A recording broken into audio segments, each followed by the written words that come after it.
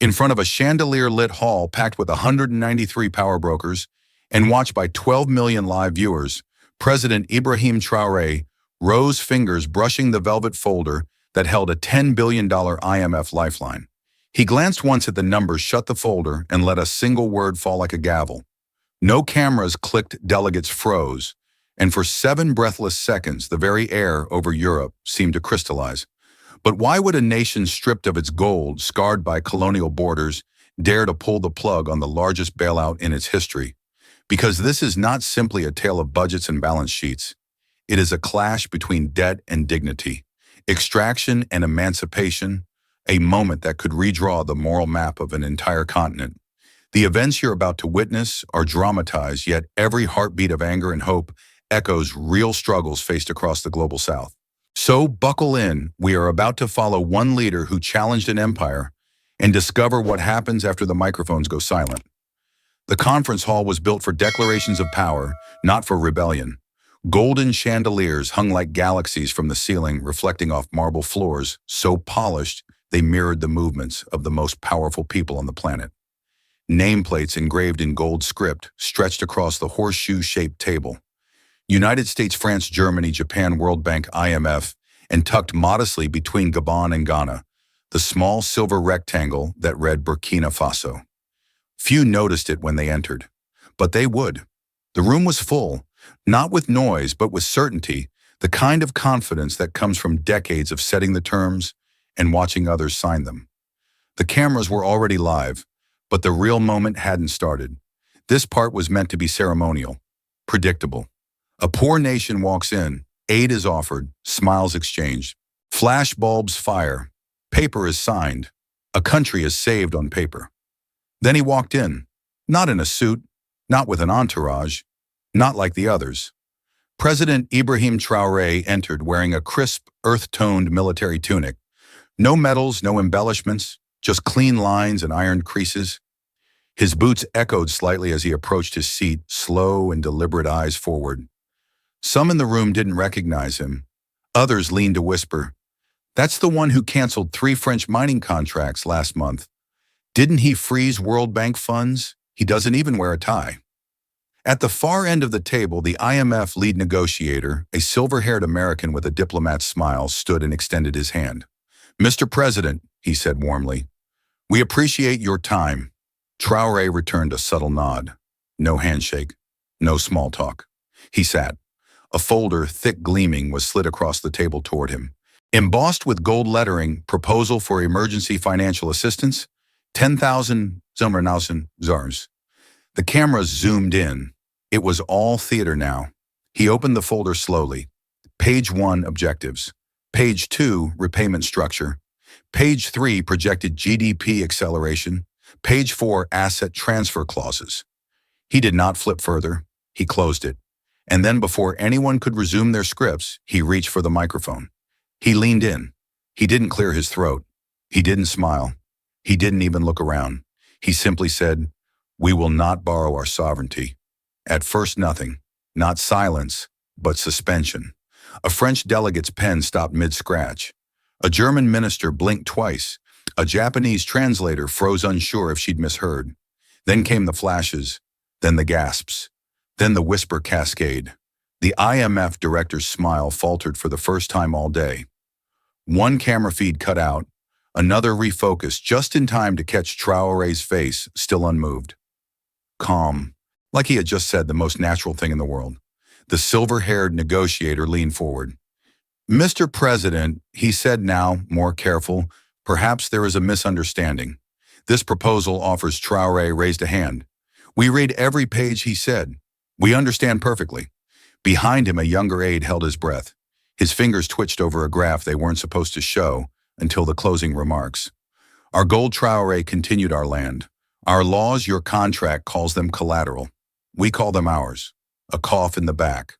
A throat cleared. One of the European advisors began scribbling notes faster now. "You call this assistance?" he said, his voice still low, still even, but assistance that demands ownership is not aid. It is acquisition. The cameras rolled. The room grew colder. Even the lights above seemed to flicker. And yet he did not flinch. We came here to listen, he added, not to surrender. What you're witnessing now this moment was never part of your agenda, but it is part of our awakening. Then he pushed the folder back unopened beyond page 4 across the table. One camera caught it sliding past the IMF logo. Another zoomed in on the French finance minister's clenched jaw. Traoré stood, adjusted his collar, and walked. No speech, no ceremony, no applause. Just a question left hanging, not in the room, but in the minds of everyone watching. What happens to a system when someone refuses to play their role? What follows is a story not just of a decision, but of a defiance that could ignite a continent. For a moment, the conference hall became a vacuum. No one moved. No one even pretended to flip a page or check a phone. The air was too heavy thick with disbelief. The sound of Traoré's footsteps as he stepped away from the table echoed like gunfire in a library. The French finance minister, seated near the center, clenched his jaw so tightly the muscles along his cheek jumped. His knuckles whitened around a silver Mont Blanc pen. He wasn't scribbling anymore. He was gripping it like a weapon. Across the table, the German representative blinked hard once, then twice, as if trying to reboot reality. His pen slipped from his hand and clattered to the floor. No one stooped to retrieve it. The chair of the IMF committee leaned forward, her manicured fingers steepled together. She wasn't smiling now. The cameras captured her expression, no longer composed diplomacy, but confusion wrapped in caution. Even she didn't know whether to interject or simply watch. Outside the room, reality hit faster. Screens in financial offices across Europe and the US lit up in rapid succession. Breaking Burkina Faso rejects, 10B IMF bailout. Red flashed across stock tickers. Commodity traders paused. Mining conglomerates dropped percentage points in minutes. Phones began to ring in embassies. WhatsApp groups of regional analysts exploded into motion. Inside the hall, though, time had folded in on itself. Traoré had not left the building. He had returned to his seat still and silent, as though he had dropped a stone into a glass lake and was simply watching the ripples. He sat not like someone who had caused chaos, but like someone who had expected it, like someone who had planned for it. Then he spoke again, not into the microphone this time, but loud enough for the room to hear each word placed like a flag in contested ground. We are not starving. We are being stolen from. Heads turned, slowly. We are not poor. We are pillaged. Silence. But not the kind that invites peace. The kind that trembles on the edge of confrontation. A translator in the corner of the room hesitated before relaying the lines into his headset. His voice cracked. One bead of sweat slid down his temple. Somewhere behind him, a U.S. trade advisor whispered, Is he grandstanding? The woman beside him didn't take her eyes off Traoré. No, she murmured. He's rewriting the script. Reporters in the press gallery, previously slouching through what they thought would be another routine bailout ceremony, now leaned forward with feral attention. A BBC journalist mouthed, Did he just say pillaged another already live streaming, held his phone toward Traoré's desk with trembling fingers. The phrase was spreading. Online it was clipped, subtitled, and reposted within minutes. We are not poor. We are pillaged. It rolled through headlines, flooded social feeds, appeared beneath protest murals and in DMs between students. The words hit not just as a critique of policy, but as a moral accusation, a turning of mirrors onto the global order itself. Inside the room, the temperature hadn't changed, but people were sweating, not from heat, but from exposure. From being seen for what they were, powerful, yes, but suddenly off balance. And Traoré, he didn't gloat, didn't smile. He simply reached into his folder again, not for a pen, but for a chart. Calmly, deliberately, as if nothing had happened. But everything had. The room hadn't just stiffened. History had paused. 48 hours before the refusal heard around the world, the setting was more intimate, more quiet, just a luxury suite on the 15th floor of a hotel overlooking the Potomac River. The curtains were drawn not to block light, but to block scrutiny. Here, away from podiums and reporters, the real conversation was supposed to take place. The carpet muffled footsteps, the air smelled faintly of citrus oil and polish, and the documents had already been laid out in perfect order, tabs, color-coded pages, flagged pens uncapped. Everything was ready. 3 IMF executives waited at the round table. Their suits precise, their postures unconsciously identical. Back straight legs, crossed folders, aligned with the table's edge. The leader, a Belgian economist in his 60s with a reputation for calming, volatile finance ministers, smoothed his tie and checked his watch again. To his left sat an American investment consultant with a background in risk structuring, and to his right, a legal advisor from Brussels who specialized in international arbitration law. On the table lay the heart of the proposal, a $10 billion emergency aid package for Burkina Faso, bound in navy blue leather with the IMF crest stamped in silver. Beneath it, invisible to the untrained eye, were the strings. They stood as the door opened. President Ibrahim Traoré entered with two aides trailing behind him. He was dressed in an olive green jacket, no insignia, no national crest, simple utilitarian.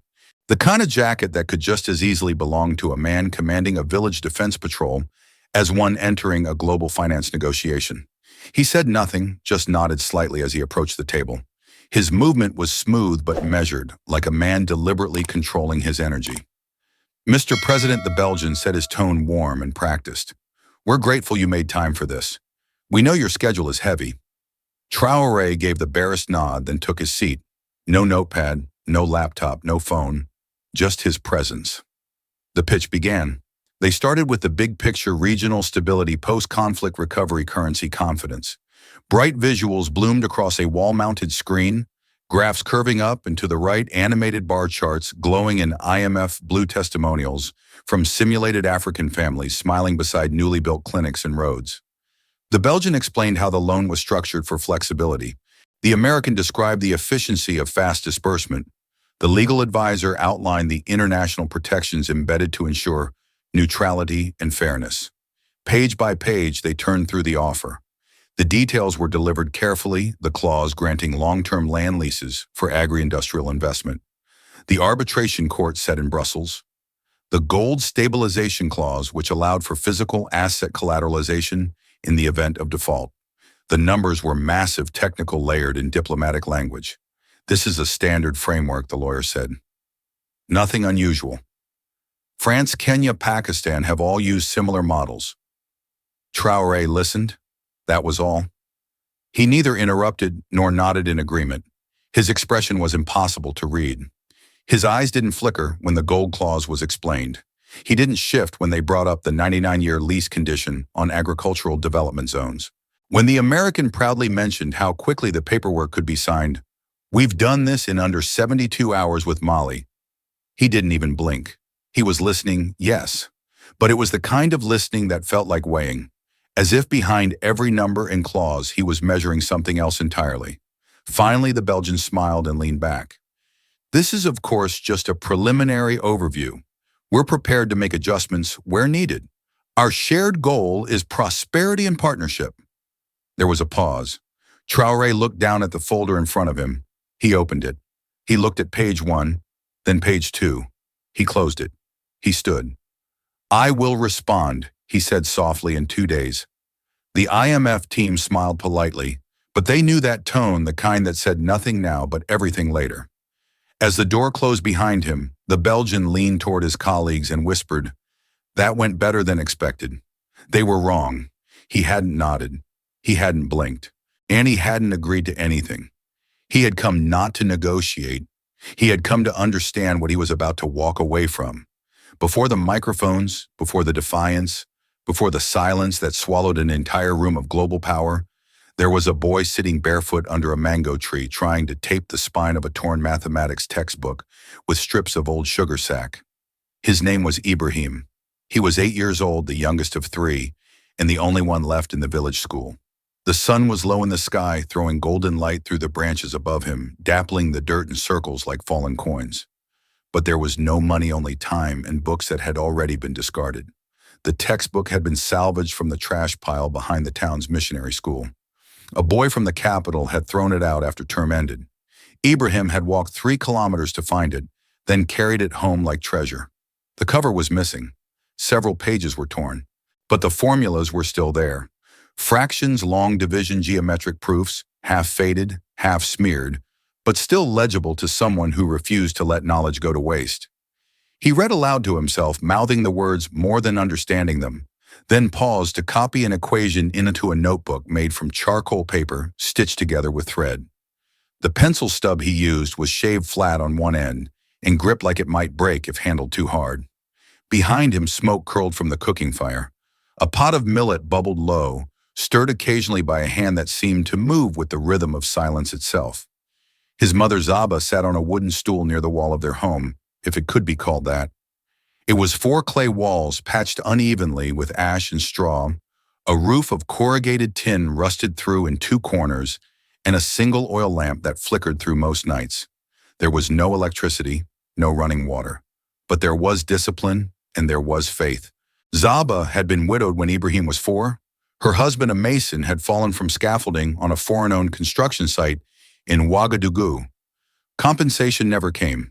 The company left the country within weeks, and the court date kept being delayed until they stopped receiving summons at all. Zaba did not scream. She did not curse. She did not collapse. She simply stopped speaking for a month. Then she gathered her children, moved back to her mother's village, and began to rebuild what the world had tried to erase.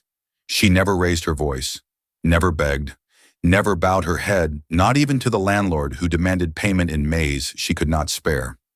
She gave Ibrahim space to read, even when others laughed at the idea. A boy with broken sandals studying algebra, one elder had said, shaking his head. Zaba only responded once, and quietly, "A seed does not need permission to become a tree." That line stayed with Ibrahim long after he forgot the elder's face. Each morning before the sun broke over the field, Zaba would rise, pray without a sound, and walk to the edge of the riverbed to collect water. She would return, cook, sweep, and leave Ibrahim his portion before going to work harvesting cotton or hauling sand. She never touched his notebooks. But one evening when he returned from the mosque, he found that the spine of his broken math book had been sewn together with twine, and beside it, folded neatly, was a piece of cloth she had cut from her only good shawl to use as a book wrap. That night he couldn't sleep. By firelight, he whispered equations to himself, correcting his own mistakes, rereading the same problem 4 times just to feel the numbers line up right. There was something holy in it, something defiant, as though by solving what was broken on paper, he could someday fix what was broken in the world. He didn't know it yet, but that mango tree, old crooked and fruitless for most of the year, would become his first classroom. In time, other children would sit with him. First 1, then 3, then a dozen. And Zaba would keep stirring the millet, keep sewing book spines, keep refusing to bend. There were no flags, no anthem, no gold reserves. But there in the dust and the dim, something was being built. Not a rebellion, not yet, just a boy, and a mother who would not let the world throw him away. By the time Ibrahim turned 12, the mango tree had transformed. No longer just a shelter for his thoughts, it had become a gathering place. On most afternoons after his chores and his studies, he would kneel in the dust with a stick and begin drawing numbers in the soil.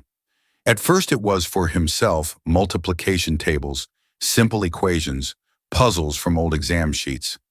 But soon other children joined. They came barefoot, some carrying broken slates, others with nothing but their fingers and questions. He welcomed them all. He wasn't the oldest among them, or the loudest, but he was the one who made numbers feel like secrets worth unlocking. He never scolded, never rushed. If one child didn't understand, he would explain again, this time with stones or mango pits or his fingers. 2 groups of 4, he'd say setting stones in rows is the same as 4 groups of 2. Look. Always look. That was the way he taught not to memorize, but to see. By 14, he had run out of books, at least the ones within walking distance. So he began writing one of his own. He called it The Names They Forgot. It wasn't meant to be published. It was meant to remember. Inside the tattered notebook, he wrote down names, village chiefs who had resisted colonial rule, women who had led revolts against forced labor, scholars who had spoken in their mother tongues long after they were told to forget them. He wrote their stories with shaky penmanship, stitched together from oral histories, overheard conversations and questions his teachers couldn't answer or wouldn't. The book wasn't just a record, it was a spark. He started to ask questions, too many some said. Why do the textbooks skip certain years? Why is our history in someone else's language? Why do our crops feed foreign markets while our schools go without chalk? In class, he became a problem. Not because he disrupted, but because he noticed what others ignored. "You're too curious for your own good," one teacher said. "No," he replied, "I'm just not afraid of the answer." That fire, the one made of questions, never went out. At 19, while other boys trained for strength, Ibrahim took the military scholarship exams for strategy and theory. The testing board expected muscle. He gave them logic, language, and history. In the interview, when asked how he would diffuse a regional conflict, he quoted a proverb from his grandmother, then followed it with a tactical response that referenced Roman supply chain failures and the grain trade wars in West Africa. The colonel interviewing him set down his pen. "Who told you all this?" he asked. "No one," Ibrahim said. "I read. Then I ask why what I read doesn't match what I see." He was accepted not because he was the fastest or the strongest, but because he made maps out of contradictions. The academy gave him a uniform, a bed, 3 meals a day, and shelves full of books. It was more than he'd ever had. But he didn't wear the uniform with pride. He wore it with intent. Because now, finally, he was inside the system that had shaped the silence he had grown up beneath. And he had come not to obey it. He had come to understand where the cracks ran deepest. Because questions once set alight don't stay in notebooks. They burn. And eventually they demand to be answered. By 23, Lieutenant Ibrahim Traoré had earned the kind of respect that usually took a soldier twice his age to accumulate. Not for the way he marched or saluted. He was known to forget ceremonial ribbons and often wore his boots caked in the red dust of the northern provinces, but for the way he chose his wars. When others sought international deployments, UN peacekeeping in Congo, joint training in France, or anti-terror drills in the Sahel, he declined. Not out of fear nor laziness, but with a calm refusal that unsettled even his superiors. "You're wasting your potential," a colonel once told him. "Potential belongs where the wounds are," Traoré had answered. Instead of foreign barracks or air-conditioned bases, he asked to be stationed in places that didn't appear on tourist maps. Jibo, Gorom, towns where the roofs had holes, where power flickered, if it came at all, where maps labeled the roads but forgot the people. His comrades called those areas dead ends. Traoré called them beginnings. He didn't arrive like a savior. He brought no flag, gave no speeches. He arrived with notebooks, extra rations, and a listening ear. He walked the market roads in plain uniform, often alone, greeting elders by name, asking questions that most soldiers never bothered to ask. What crops had failed? What wells had dried? What had the NGOs promised and never delivered? In Gorom, a place where windstorms could rip roofs clean off, he met her, Professor Aminata Dosso. She was hunched, sharp-eyed, with silver hair wrapped in a scarf the color of nightfall. Once a historian at the National University, she'd been exiled during the old regime for publishing a paper titled "Debt as a Weapon: Colonialism by Other Means." Most had forgotten her. Traoré hadn't. He'd read her words in the back pages of a banned pamphlet passed around cadets in secret. She now taught under a neem tree behind the clinic. 10 students, 1 chalkboard, no salary. He asked if he could sit in. She nodded. For a week he returned each afternoon after patrol. He took notes like a student, asked questions like a peer. On the 8th day, while they shared dried peanuts and watched the sun slip behind the dunes, she leaned closer and spoke barely above the wind. "Loans," she said, "come with ghosts." He didn't respond immediately. Instead, he turned the phrase over in his mind like a blade testing its edge. "Then we must learn how to build homes without them," he finally said. She smiled, and it was not a smile of comfort, but recognition. "You think like a rebel," she said. "I think like a son," he replied. He stayed another month, helped to repair the school roof, shared military rations with the clinic, read the village ledger, and discovered a budget line for foreign advisors who hadn't shown up in 5 years. One morning, after teaching a class on the history of land treaties, Dosso handed him a folded note. "This is not gratitude," she said. "It's a warning." The note was a single sentence. "If you rise too far, they will not let you fall quietly." He kept it, slid it between the pages of the names they forgot. Years later, that note would resurface, barely creased in his presidential briefcase. But for now, Traoré remained the soldier who refused medals, declined press, and requested assignments others avoided. He wore the same boots for 3 years, rewrote supply manifests himself, and learned the cost of every generator, every grain sack, every broken promise left behind by missions that arrived with fanfare and left with excuses. He wasn't building an army. He was building memory. And memory, when sharpened by truth, doesn't march. It returns and knocks. The room smelled faintly of polished wood and imported leather. Sunlight filtered through tall, soundproof windows, catching the gold trim on the IMF presentation folders laid neatly across the mahogany table. The air was too cool, manufactured calm in a space designed to persuade without pressure, to seduce without saying so. President Traoré sat at the head of the table. His posture was neutral but alert, like a man watching waves from the shore, knowing storms can come without warning. To his left sat his finance minister, a lean man with a skeptical brow and a pencil always in hand. Across from them, 3 IMF officials smiled with practiced warmth. Their suits were perfect. Their PowerPoint was better. This began the lead negotiator, gesturing to the screen, is not just a loan, it's a partnership. The display flicked to an animated diagram of a modern hospital with gleaming corridors and high-tech equipment. Nurses in crisp uniforms wheeled smiling patients through clean hallways. The next slide showed solar farms stretching across Burkina Faso's North Golden Panels soaking in the sun. Then came school children in bright uniforms waving at drones overhead. Hope, progress, framed in pastel blue and white. This is what we see, the presenter said, his voice smooth. This is what your people deserve. Traoré said nothing. His fingers remained still on the polished table. The negotiator continued.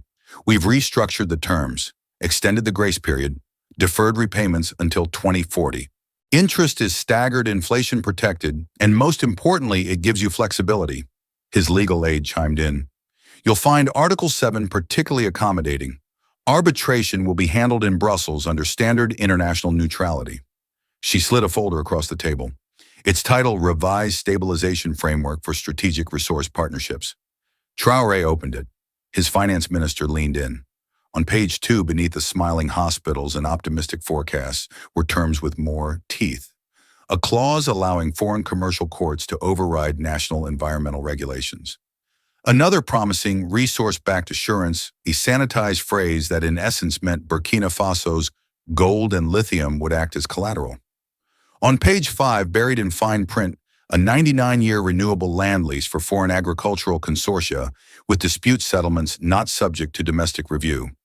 The presentation continued as if none of this were unusual. We're not asking for control, the lead negotiator said, just cooperation. We understand sovereignty. This is simply how global trust is built. The finance minister leaned close to Traoré and murmured just loud enough for the negotiators to pretend they didn't hear. It looks generous, he said, but it smells like a leash. Traoré didn't respond. He turned a few more pages. Each was shinier than the last, architect renderings, economic projections, glowing endorsements from third-party auditors. And yet behind every promise of uplift, there was a guarantee of extraction. This isn't colonialism, the American consultant said brightly, as if reading Traoré's silence. This is opportunity, modern, fair, data-driven. Traoré closed the folder. Is this the final version, he asked. We're flexible, the lead negotiator replied. If there's anything that gives you pause, we can adjust. Within reason, of course. Traoré looked out the window. Beyond the glass, Washington gleamed, wide boulevards, stone monuments, cars gliding soundlessly on ordered streets. A continent away in a village near Dory, a maternity ward still had no generator. The last one had been donated, then repossessed when an NGO lost funding. He stood slowly. I'll need time to review, he said. Of course, the IMF chair replied, rising with him. We want you to feel completely comfortable. The smiles followed him to the door, but they didn't reach the eyes. Outside, the minister exhaled. If they think we're naive, they've mistaken silence for submission. Traoré didn't answer. His mind was already sifting through the details, weighing what was being offered against what was quietly being taken. He knew charm when he saw it, and he knew control when it came dressed like help. Because even the softest chains still bind, and the leash always glitters before it tightens.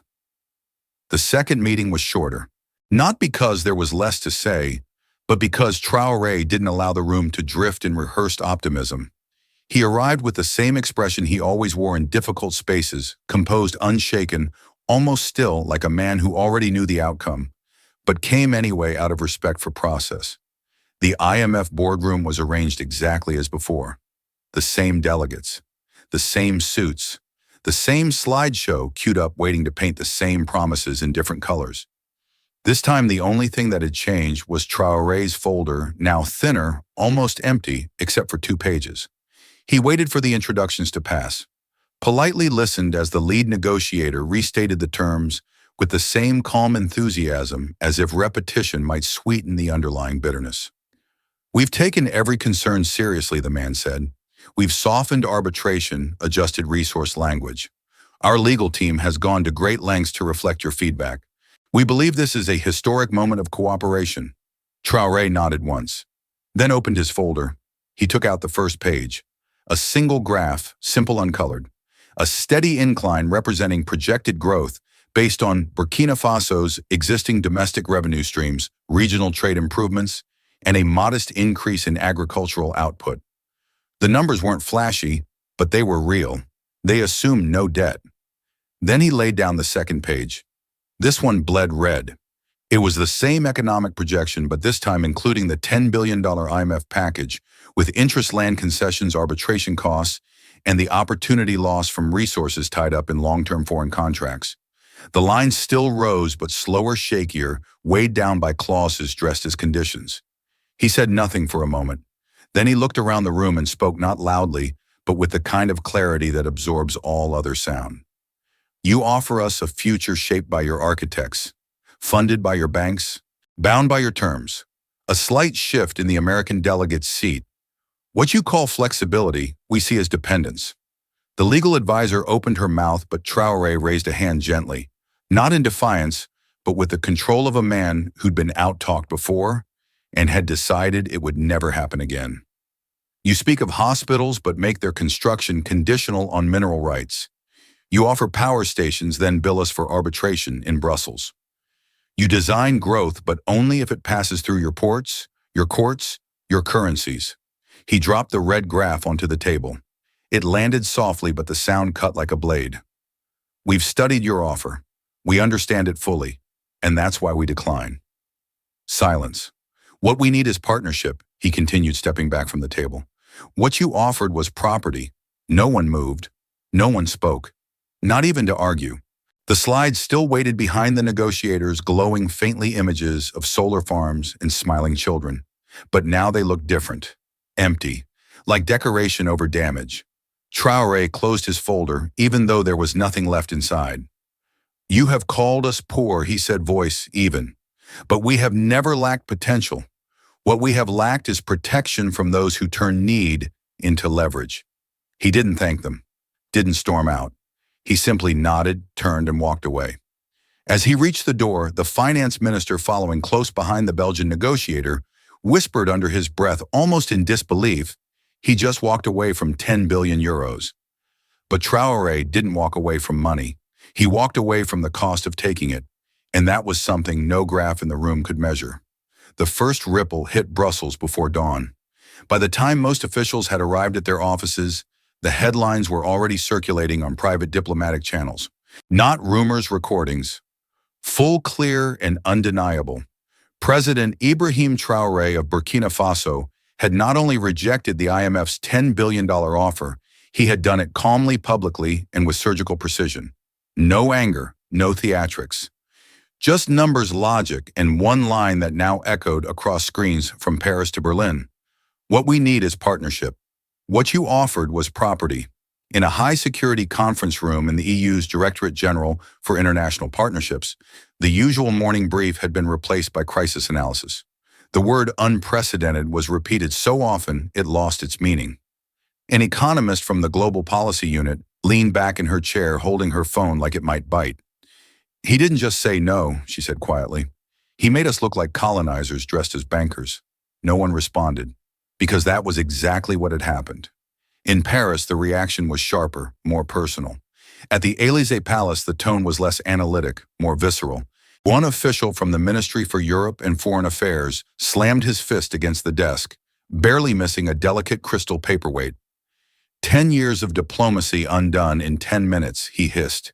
He humiliated us, and on camera. Across the room, a younger advisor tapped at a tablet, scrolling through reaction clips online. "He's trending, not just in Africa, globally, even in France. People are calling it the silence in Brussels. By midday, newsrooms were rewriting entire segments. Television anchors caught off guard pivoted hastily from routine coverage to what some dubbed a symbolic revolt. One by one, the major outlets rolled out the headline in some form or another: Burkina Faso, the country that said no social media was on fire. In Dakar, Nairobi, and Johannesburg, students reshared the clip of Traoré's final words with subtitles and hashtags, "We're not poor," hashtag "No to debt chains." Even in cities far from Africa, Buenos Aires, Manila, New Delhi, commentators began dissecting the speech, drawing parallels to their own nation's histories with international lenders. But not everyone in Europe was simply angry. Some were worried. In a sleek glass tower in Frankfurt, an IMF regional analyst stared at two sets of forecasts, one with Burkina Faso on board, one without. The numbers weren't catastrophic, but they told a deeper story. "It's not about the loss of a client," she murmured. "It's about the precedent. He didn't collapse. That's the real danger." Her colleague, a senior advisor with decades in debt policy, leaned in. What if others follow? That question hung in the air. It was no longer just about one country refusing a loan. It was about a narrative being rewritten live and on their watch. For decades, international institutions had operated on the assumption that desperate nations would always say yes eventually. The terms might shift, negotiations might stall, but in the end, the pen would hit the paper. Traoré had broken that rhythm. And worse, he had done so with dignity. No shouting, no threat, just calm refusal backed by facts. The kind of moment that lingered, not as scandal, but as example. Back in Brussels, a policy strategist summed it up over lukewarm coffee and frayed nerves. "It's not that he said no, it's how he said it." And now someone asked. Now the strategist sighed. "We pray no one else finds the courage to do the same," but that was already too late. Because courage, once made visible, spreads faster than strategy. And in villages, universities, and parliament chambers, far from Washington and Brussels, something had started moving. Not with shouts, but with questions. 3 days after the refusal, President Ibrahim Traoré stood not in front of cameras or international press, but beneath a canvas awning in the heart of Ouagadougou. There was no teleprompter, no silk flags fluttering in artificial wind, just a rusted microphone, a wooden podium, and several thousand citizens gathered beneath the midday sun. Many had traveled hours to be there. Farmers, teachers, miners, mothers holding infants wrapped in wax print cloth, students in faded uniforms, traders with dust on their hands and questions in their eyes. There had been whispers about the speech in Washington, about the loan refused, about the silence that followed. But now they wanted to hear from the man himself. When Traoré stepped up, he didn't wave. He didn't smile. He let the murmurs die on their own. Then he spoke. "They said we are poor," he began, his voice low but clear. "But listen to me. We have sun. We have soil. We have gold. We have people. What we lack is not wealth. What we lack is control over it." A murmur of assent rose, but he didn't pause. "They offered us loans to build what we already own, contracts to manage what we already produce, terms to govern what is already ours. But we say enough." The crowd stirred, heads lifted. Some clapped, most listened. "We will not be poor while our gold is smuggled through back channels. We will not beg while our soil grows someone else's profit. We will not kneel while our people work with nothing and receive even less." And then came the first announcement. Effective immediately, he declared every mining operation in this country will undergo a full national audit. Every gram of gold, every barrel of manganese, every drop of lithium will be accounted for. Those who hide it will lose it. Gasps, applause, shouts of approval. But he wasn't finished. Second, he continued, "We will revive our agricultural sector, not with foreign seed patents or imported fertilizers tied to debt, but with local knowledge, cooperative models, and sovereignty over what we grow, how we grow it, and who eats first." For the farmers in the crowd, many of whom had seen their land leased away to faceless corporations, these words landed like thunder. Third, he said, eyes scanning the sea of faces, "We are calling our sons and daughters home, the ones who left to find futures elsewhere, the ones who studied in Paris and Dakar and Toronto. You are no longer needed out there, you are needed here." A new government initiative was introduced on the spot, the Diaspora Investment and Return Program. It promised tax exemptions, business grants, and access to land for any Burkinabe abroad who wished to return and build. Universities would fast-track credential recognition. Ministries would streamline permits. There would be space support and structure not just for charity, but for leadership. "We do not refuse loans because we are stubborn," he said finally. "We refuse them because we remember. We remember what it cost us the last time we traded dignity for dependency. And we refuse to repeat that cycle, not because we can afford to, but because we cannot afford not to." By the time he stepped back, the crowd had grown restless, not with anger, but with momentum. There was clapping, chanting, even dancing. Some wept, not because they believed everything would be easy, but because for the first time in decades, the future didn't feel like something dictated from elsewhere. It felt like something being built brick by brick, word by people who had always been told they had nothing to offer. What the IMF overlooked wasn't just Traoré's resistance. They overlooked the soil under his feet, the gold buried in his hills, the people who had survived every betrayal, and the fire that still burned in their memory. They overlooked a country not desperate for debt, but ready to rediscover its worth. And now the world was watching, not to see if Burkina Faso would fall, but to see how far it might rise on its own terms. The envelope arrives on a Tuesday morning, slipped into the presidential mailbag between trade memoranda and diplomatic cables. It is thin, unsealed, the paper soft from handling. No return address, only a child's looping script that spells Mariam grade 6 Cindy and a small doodle of a sun rising over a field of maize. The sorting clerk almost sets it aside until he notices the words written across the flap in pencil, "For the president who said no." Within the hour, the envelope is on Ibrahim Traoré's desk. Inside, folded with almost reverent care, rests a single sheet torn from a math notebook. The left margin is still lined in red. Multiplication tables faintly ghost the page where the eraser failed. In the center, drawn in colored pencil, is a schoolhouse no bigger than a matchbox framed by neat rows of sorghum and millet. Chimney smoke curls into a clear sky. Children carry books made of bright rectangles. Above the drawing, in confident block letters, Mariam has written, "If we grow, we don't owe." Beneath the picture, she adds a sentence in smaller, nervous handwriting. "Sir, my mother says money is rain from strangers, but fields are rain we can trust. Please build more fields so we can build more schools." The page is signed simply Mariam, age 12. No last name, no request for reply. When the president steps into that morning's cabinet meeting agenda packed with mining audits, import tariffs, and the logistics of returning doctors from the diaspora, he carries only the letter. Ministers rise, he motions them back to their seats. Without preamble, he begins to read aloud, voice even every syllable of the child's message echoing off marble walls, better accustomed to acronyms and spreadsheets. Silence follows. The agriculture minister coughs into his fist. The foreign affairs chief lowers his eyes as though caught forgetting something vital. Traoré lifts the page for all to see: the schoolhouse, the crops, the 7 words that summarize an entire economic philosophy. "Frame this," he says.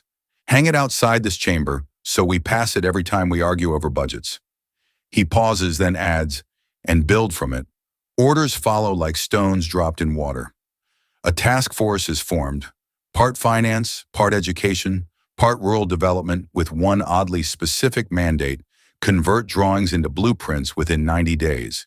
The Minister of Public Works sketches a plan on a legal pad, pilot plots beside 30 existing schools using community labor and co-op seed banks.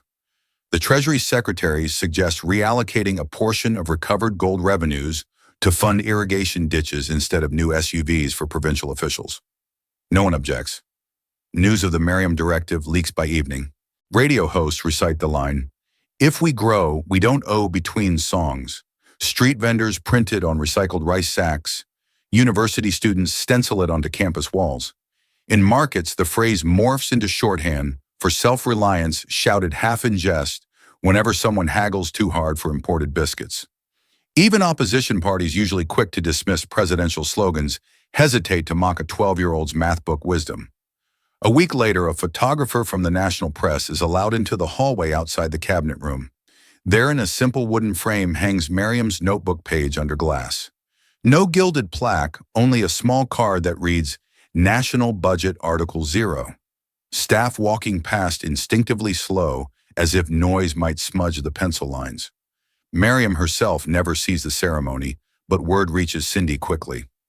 One afternoon, while she practices fractions beneath a neem tree, her teacher tells her the president framed her drawing.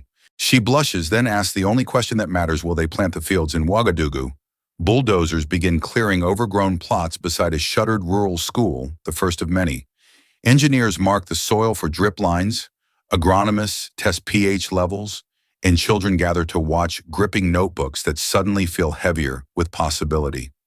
Somewhere in those notebooks, another girl is already sketching a different dream, perhaps a clinic, a library, a bridge.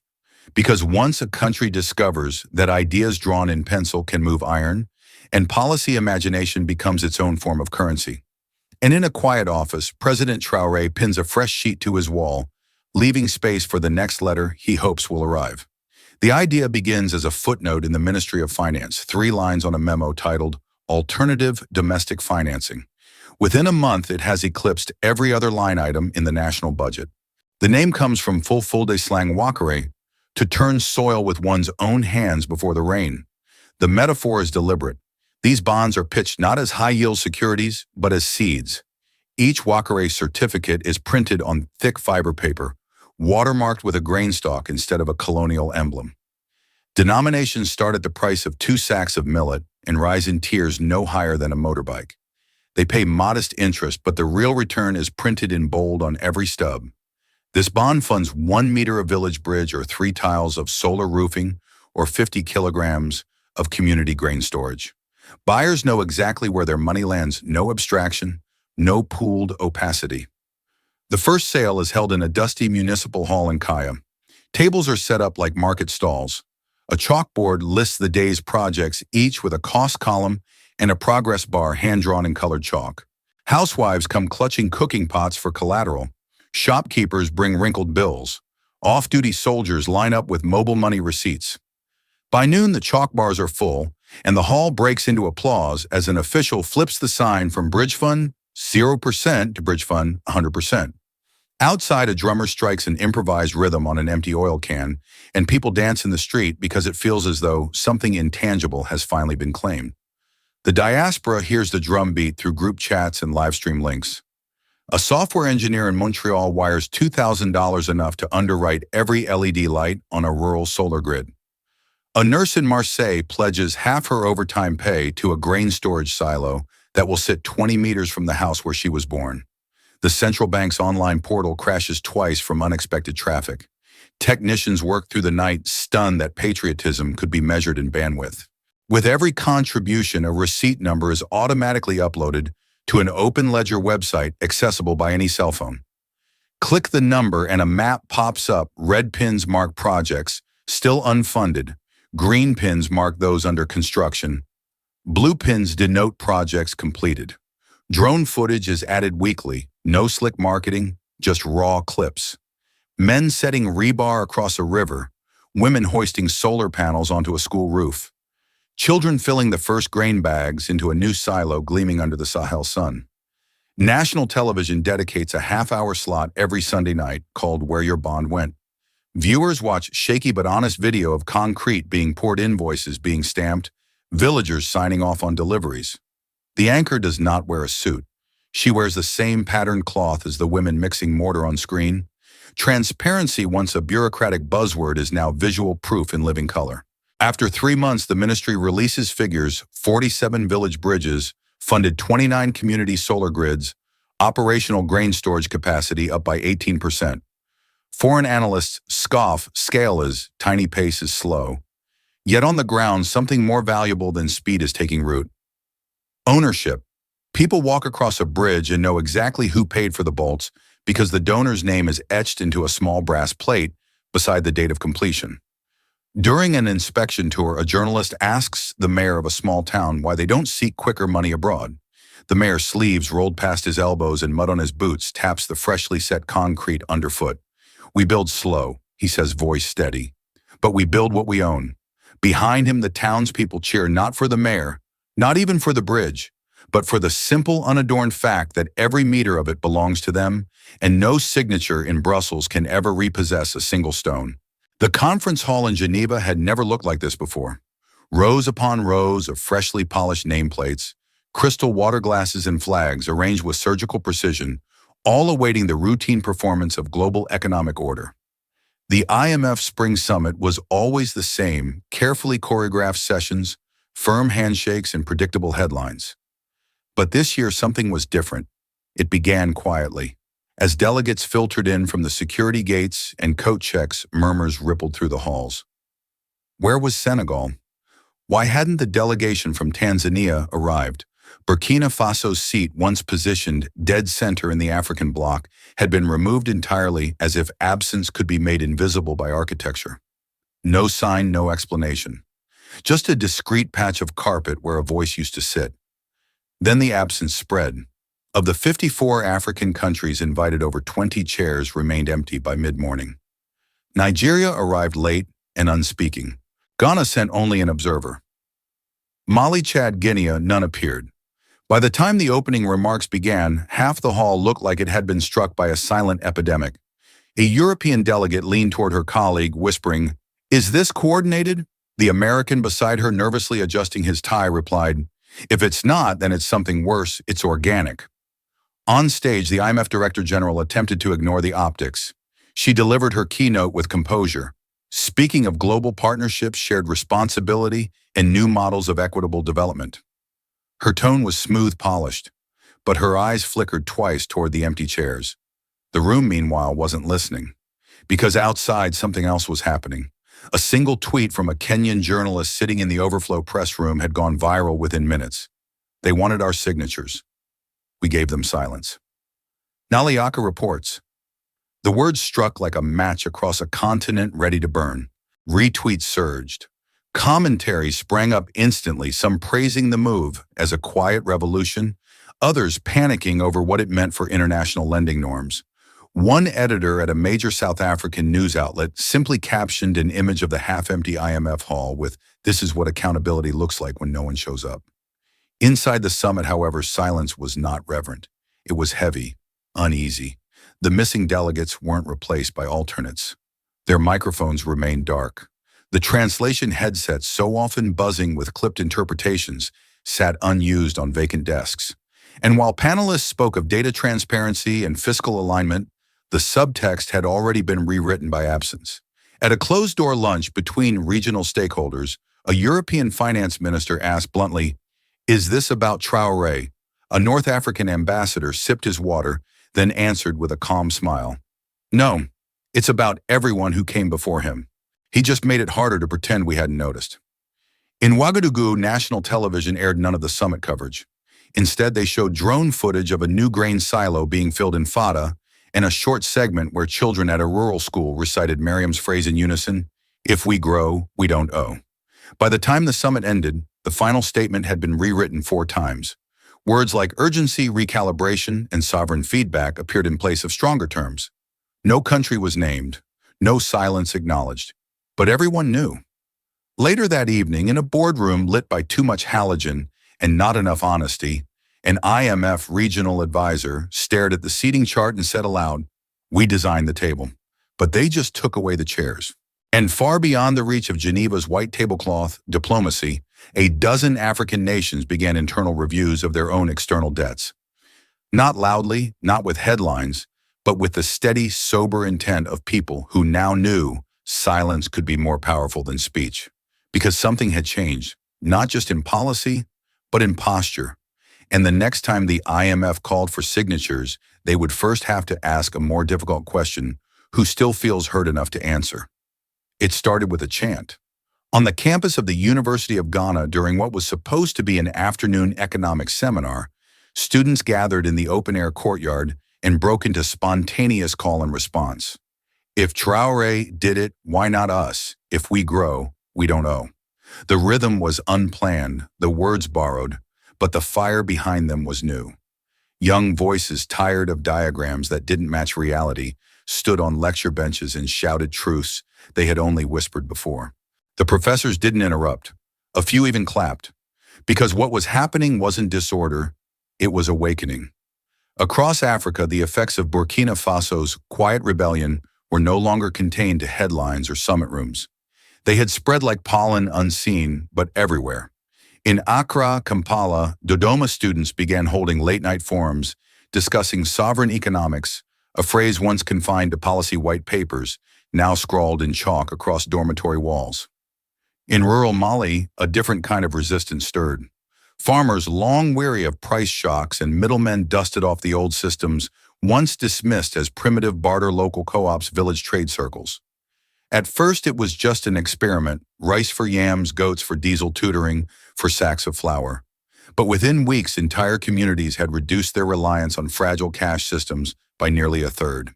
When asked why, an elder shrugged and said, "If the money we have leads to debt, then maybe the value we make should stay between us." In Zambia, a televised parliamentary session took an unexpected turn.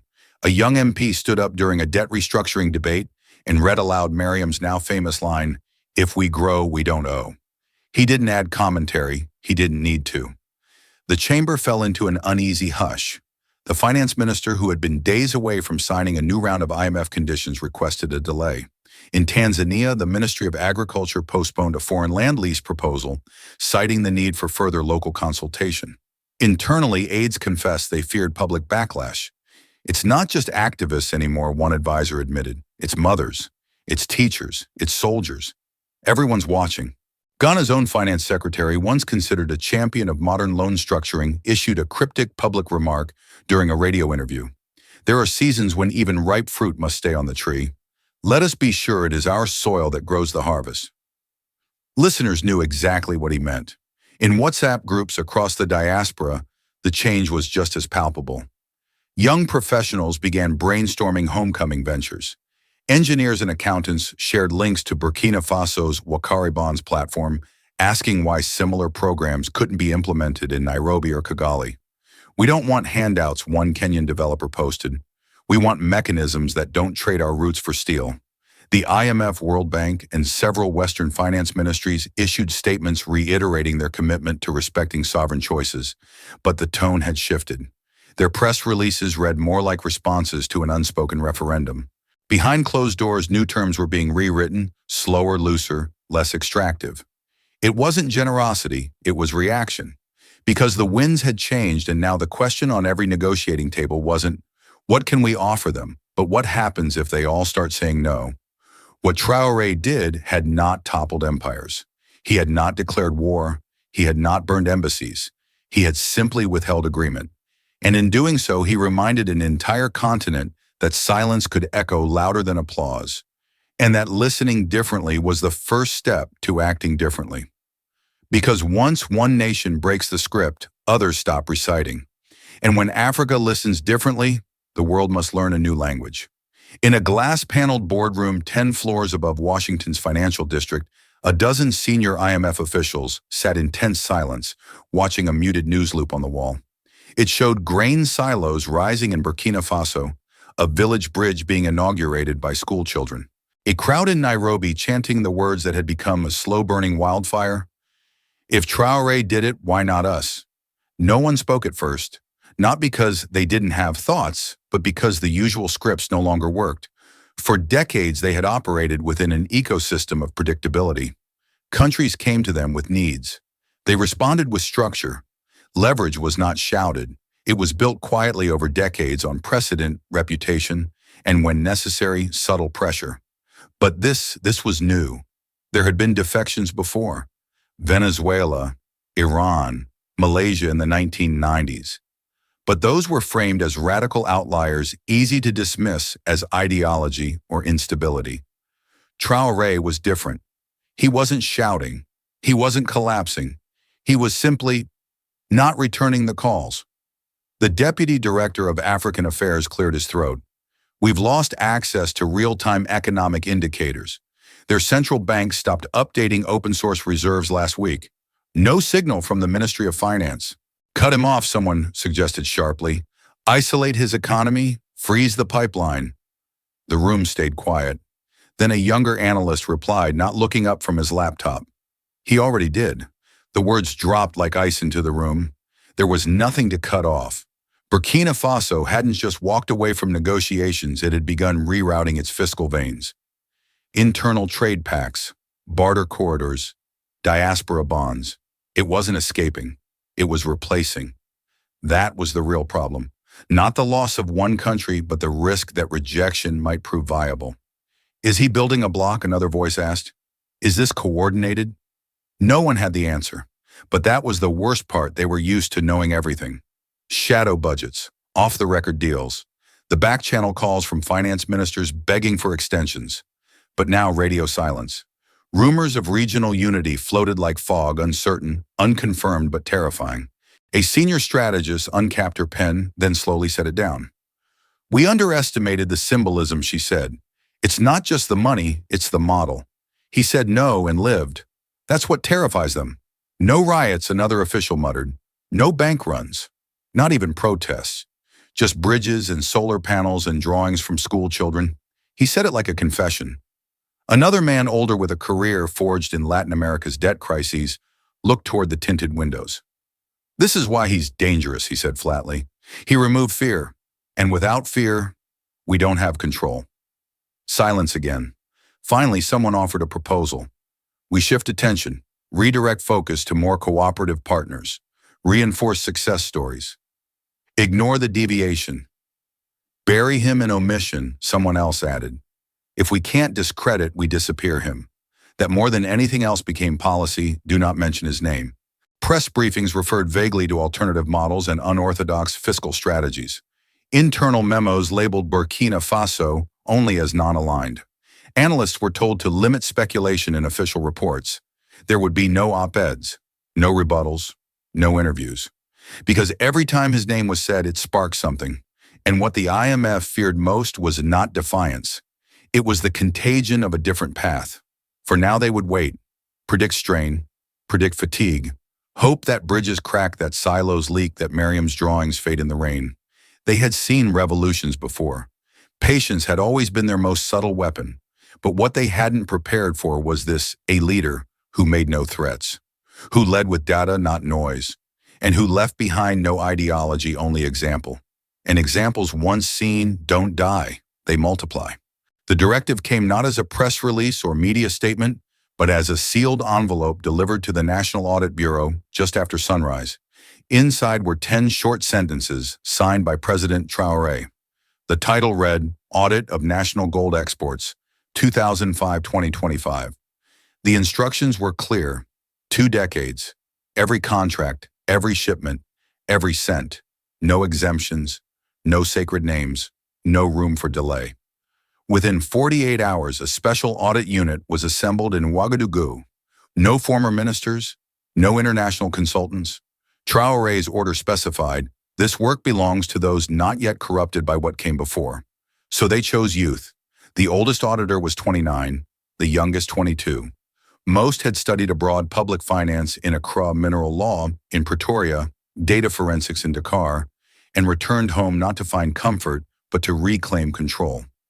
They arrived with laptops, USB drives, and a kind of focus that couldn't be trained. Their offices were temporary, a former community center, now lit with flickering bulbs, dusty fans clattering in corners. But on the walls hung giant maps of Burkina Faso's mining zones, timelines, flowcharts, sticky notes forming spiderwebs of suspicion. The task was massive. For 20 years, paperwork had been buried in labyrinthine ministries, contracts photocopied to oblivion, invoices, redacted or mislabeled, export permits signed by ghost companies. But the young team combed through everything: customs logs, satellite, cargo data, tax filings that didn't match shipping records. They interviewed retired port agents, cross-referenced payment trails through European holding companies, followed audit trails deep into shell corporations registered in the Caymans, Luxembourg, and in some cases under names that never appeared on any public register. 3 weeks in, they hit their first seismic discovery. Of all officially extracted gold between 2005 and 2025, only 29% of recorded value had ever passed through Burkina Faso's treasury.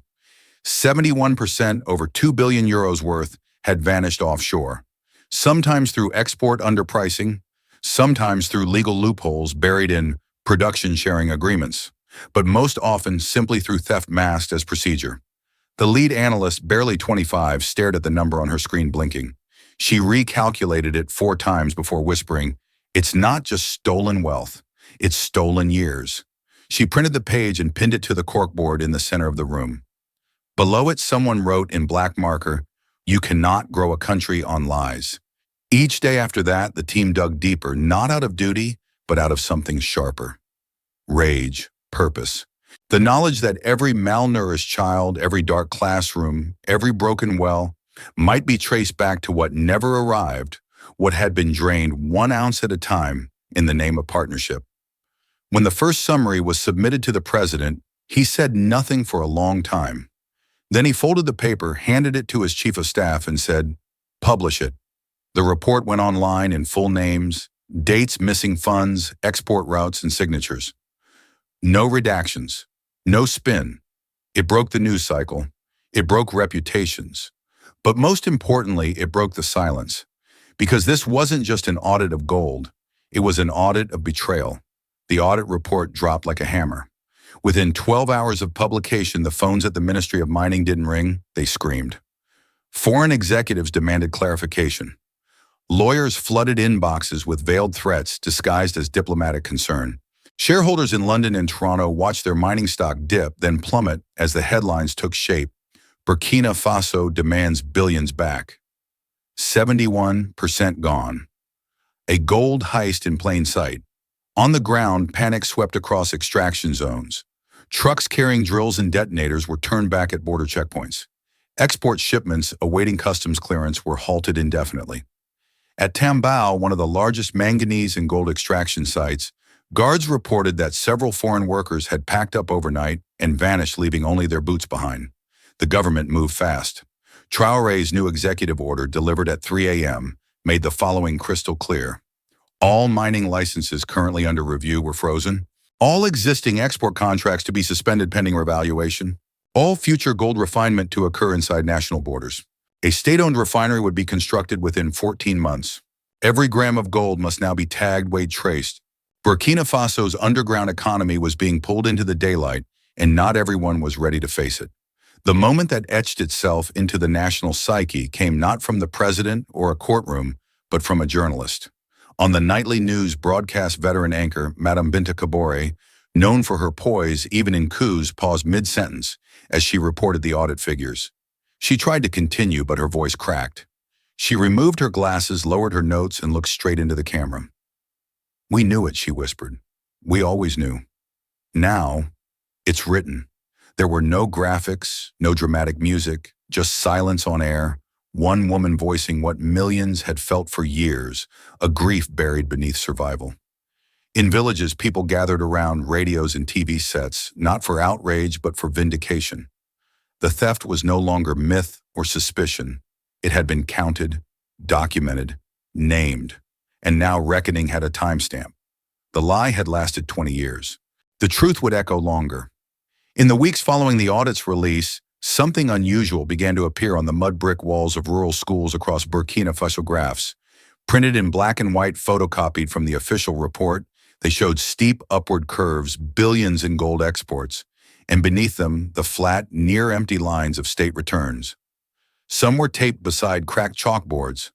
Others were nailed above doors with rusted roofing nails. In a primary school near Koudougou, where half the desks had been eaten by termites and rain leaked through the thatch roof, a parent pointed to one of those charts and said aloud, "If we had gold, why don't we have books?"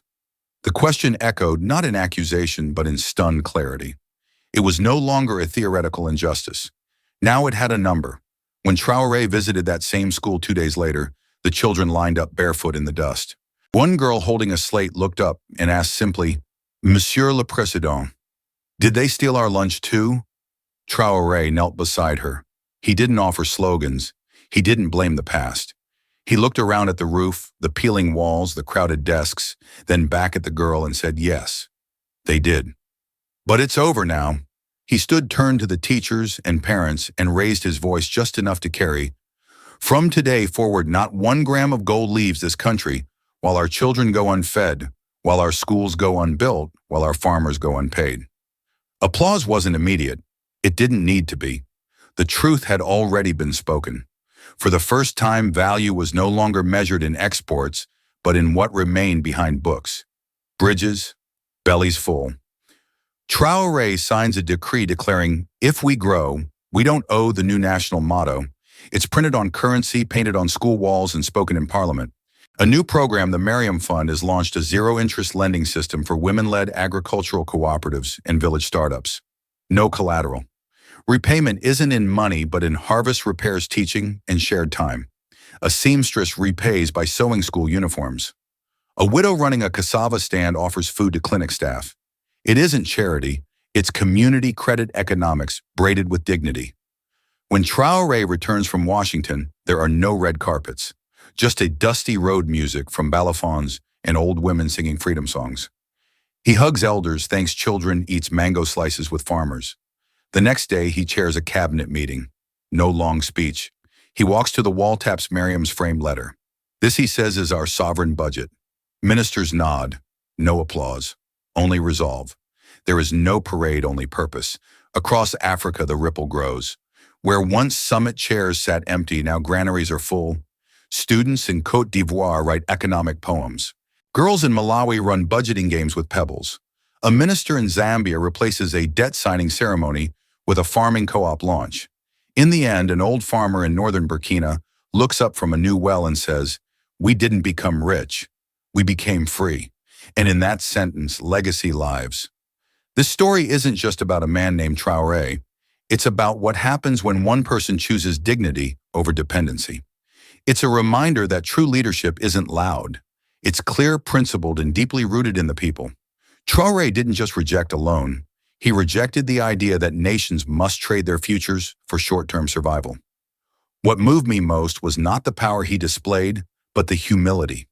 The way he listened to a child's drawing, the way he saw value in community time, not just currency. It made me wonder, what would the world look like if more leaders governed with the courage to say no to injustice and yes to their people? Sometimes revolution doesn't come with gunfire, but with a paused breath, a steady voice, and a decision to build from the ground up.